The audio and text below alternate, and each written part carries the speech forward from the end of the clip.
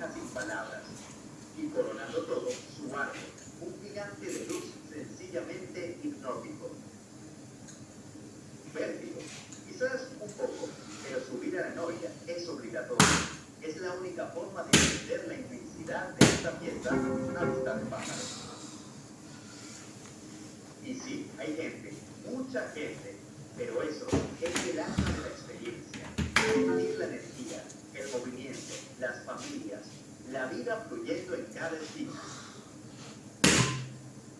Si buscas el espíritu navideño, está aquí, en vivo.